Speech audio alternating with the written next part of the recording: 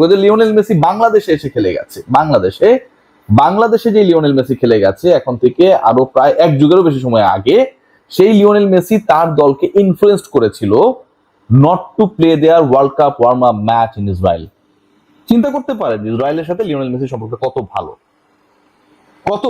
আলোচনা শোনার পর গালি দিতে পারে, no problem, but I would request you at least এই আলোচনার জিসটা শোনার জন্য। আমি আসলে কি বিষয়ে ডিসকাশন করতে চাচ্ছি, কোন বিষয়ে ডিসকাশন করতে যাচ্ছি। মেসি যদি কোন একজন পার্টিকুলার ফুটবলারের গোড়ালিও ভেঙে দিতেন, তারপরেও রেফারি সেটা চোখে দেখতেন না।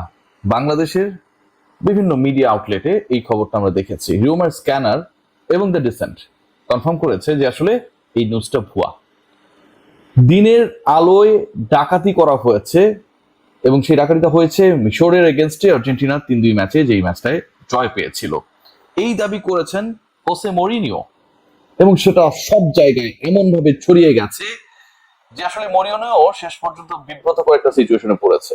যখন ফ্যাক্ট চেক করতে গেল এই নিউজটা স্প্রেড করার ক্ষেত্রে, লিডিং যেই গণমাধ্যমটা আসলে রোল প্লে করেছিল সেই সময়টা আল জাজিরা, তারা খুঁজে পেল যে এটার আসলে কোনো ভিত্তি নেই এবং তারা সেটার জন্য সেই নিউজটাকে সরিয়ে নিয়েছে। সেটা আল জাজিরা নিজেই জানিয়েছে। এই মুহূর্তের ডিসকাশন, লিওনেল মেসি আর্জেন্টিনার সাথে ইসরায়েলি সখ্যতা, গণহত্যা, বর্বর যে কর্মকাণ্ডগুলো ওই ভূমিতে হচ্ছে এগেনস্ট দ্য প্যালেস্টাইনস, সেখানটায় লিওনেল মেসিরা সমর্থন দিয়ে যাচ্ছেন এবং এই দলকে সাপোর্ট করার কোনো কারণ নেই। আপনি যে কোনো দলকে সাপোর্ট করবেন না, এটা পুরোপুরি আপনার আমার নিজের স্বাধীনতার জায়গা, ভালো লাগার জায়গাকে কেউ প্রভাবিত করতে পারে না। কিন্তু ওই সাপোর্টের জায়গাটাকে যদি কেউ কোনোভাবে পলিটিক্যালি মোটিভেটেড করার চেষ্টা করে, ইনফ্লুয়েন্সড করার চেষ্টা করে, সেখানটায় আমার কাছে মনে হয় যে ডিবেটটা শুরু হয়। Let's discuss. কয়েকটা পয়েন্ট আপনাদের সাথে আমি শেয়ার করব, যেই পয়েন্টগুলো খুব বেশি গুরুত্বপূর্ণ। আমি একটু 2014 থেকে শুরু করব। 2014 অগস্ট মাসের 10 তারিখে আপনারা যদি এক্স হ্যান্ডেলে যান, তাহলে মানে সাবেক টুইটারে যান, ইউনিসেফের যে টুইট অ্যাকাউন্টটা রয়েছে সেখান থেকে একটা জিনিস টুইট করা হয়েছিল এবং ওই পোস্টে লিওনেল মেসি যে কথাটা বলেছেন সেই কথাটা হয়েছে, লেখা ছিল children did not create this conflict. এই গানটা লেগেছে ওই ভূমিতে, সেটা বাচ্চা কাচ্চারা বা ছোট মানুষেরা যারা রয়েছে সেখানটায় তারা ক্রিয়েট করে নাই, but they are paying the ultimate price. কিন্তু তাদেরকেই চরম মূল্য দিতে হচ্ছে ওখানটায় যেটা হচ্ছে। সেইট লিওনেল মেসি। মানে এই ধরনের গণহত্যা, যে ধরনের কর্মকাণ্ড, বর্বর কর্মকাণ্ড চলছিল সেই সময়, এখন থেকে 12 বছর আগে লিওনেল মেসি স্টেটমেন্ট দিয়েছিলেন থ্রু দ্য ইউনিসেফ যে এটাকে তিনি সাপোর্ট করেন না। এরপর একটু আপনাদের সাথে আমি আলোচনা করব বিবিসির একটা নিউজ নিয়ে। মানে এই আলোচনাগুলো করা দরকার আমার কাছে মনে হয়। ব্যাকগ্রাউন্ড চেক না করে আসলে আমরা অনেকেই এর কথা ওর কথা এবং কিছু ফেক নিউজের উপর ডিপেন্ড করে কাকে সাপোর্ট করব না সেই রকম ডিসিশন মেক করছি। বিবিসি, ব্রিটিশ ব্রডকাস্টিং কর্পোরেশন, তারা যে নিউজটা করেছিল এবং এই নিউজটা হচ্ছে এখন থেকে 8 বছর আগের নিউজ, সেটা হচ্ছে জুনের 6 তারিখে, and that was a clear statement against the activities done by the Israelis against the Palestinians. খুবই কড়া একটা স্টেটমেন্ট।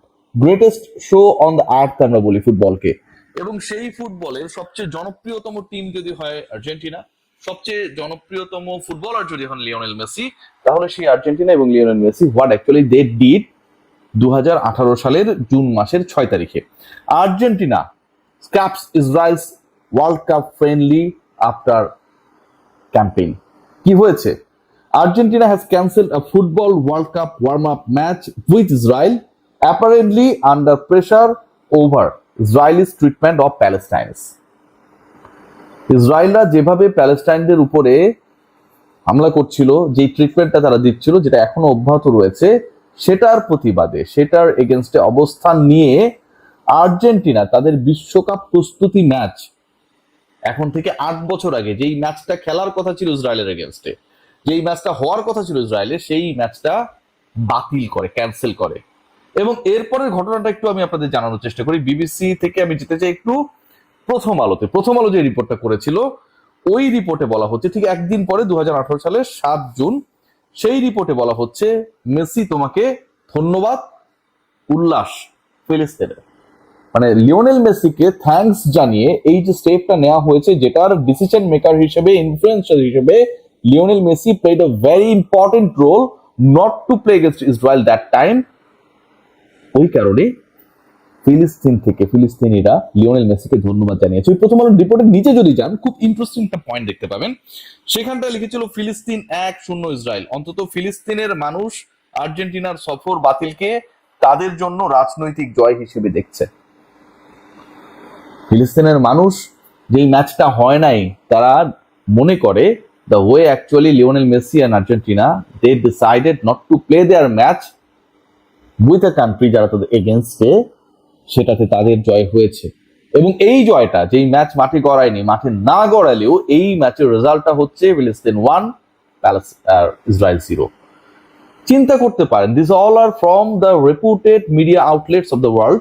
ইভেন বাংলাদেশের যে আউটলেটের আমি আলোচনাটা করলাম আপনাদের বোঝার সুবিধার্থে, সেই নিউজগুলো হয়েছিল।